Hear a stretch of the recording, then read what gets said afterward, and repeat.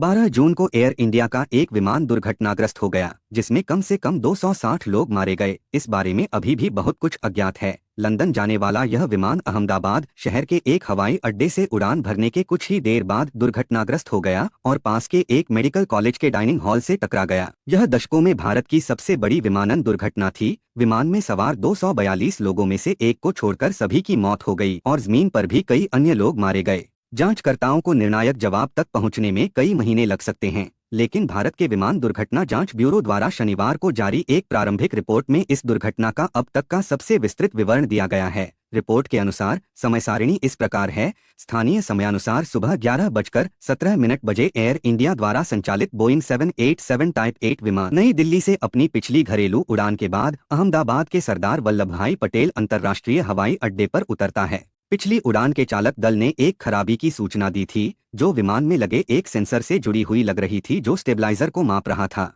सुबह 11:55 बजे air India की उड़ान संख्या 171 के चालक दल के सदस्य, 2 पायलट और 10 कैबिन क्रू सदस्य हवाई अड्डे पर पहुंचे। उनका नियमित उड़ान पूर्व श्वास विश्लेषक परीक्षण किया गया, जो आमतौर पर शराब की जांच के लिए किया जाता है, और वे इसमें पास हो गए। दोपहर 12:10 बजे ड्यूटी पर तैनात एक विमान इंजीनियर द्वारा खराबी की रिपोर्ट की जांच के बाद विमान को उड़ान के लिए छोड़ दिया। दोपहर 1:18 बजे विमान अपने निर्धारित समय से थोड़ा पीछे अपने बे से निकलता है। यह 230 यात्रियों और 12 चालक दल के सदस्यों को लेकर लंदन गैटविक हवाई अड्डे के लिए रवाना होता है। दोपहर 1:26 बजे हवाई यातायात नियंत्रक विमान को टैक्सी करने की अनुमति देते हैं और विमान हवाई अड्डे के एकल रनवे की ओर बढ़ जाता है। दोपहर 1:37 बजे हवाई यातायात नियंत्रक विमान को उड़ान भरने की अनुमति देते हैं और विमान चलना शुरू कर देता है।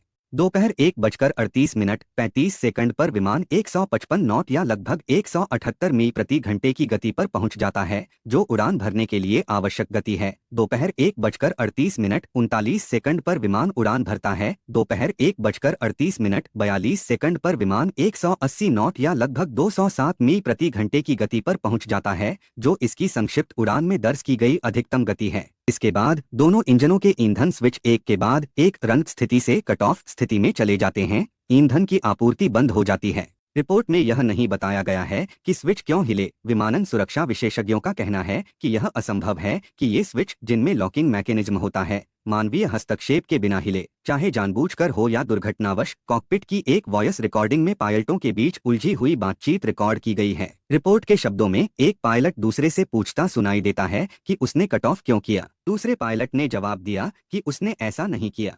दोपहर 1:38 पर दोनों इंजनों की गति धीमी होने और विमान की ऊंचाई कम होने पर रैम एयर टरबाइन चालू हो जाता है। यह टरबाइन एक आपातकालीन ऊर्जा स्रोत है जो विमान के पंखों और फ्लैप जैसी हाइड्रोलिक प्रणालियों को चला सकता है। दोपहर 1:38 पर पहले इंजन का ईंधन cut off switch cut off से रन पर वापस चला जाता है। दोपहर 1:38 पर दूसरे इंजन का ईंधन कट ऑफ स्विच भी कट ऑफ से रन पर चला जाता है। दोनों इंजन दोबारा जलने और ईंधन भरने की कोशिश करते हैं। पहला इंजन सफल होता है और ठीक होने लगता है। दूसरा इंजन दोबारा जलता है, लेकिन अपनी मुख्य गति मंदता यानी कोर स्पीड डिसेलरेशन को रोक नहीं पाता। दोपहर 1:39 पर एक पायलट मेडे मेडे मेडे संदेश भेजता है। एक एयर ट्रैफिक कंट्रोलर पूछताछ करता है, लेकिन कोई जवाब नहीं मिलता। विमान हवाई अड्डे की सीमा के बाहर दुर्घटनाग्रस्त होता दिखाई देता है और एयर ट्रैफिक कंट्रोलर आपातकालीन प्रतिक्रिया सक्रिय करता है।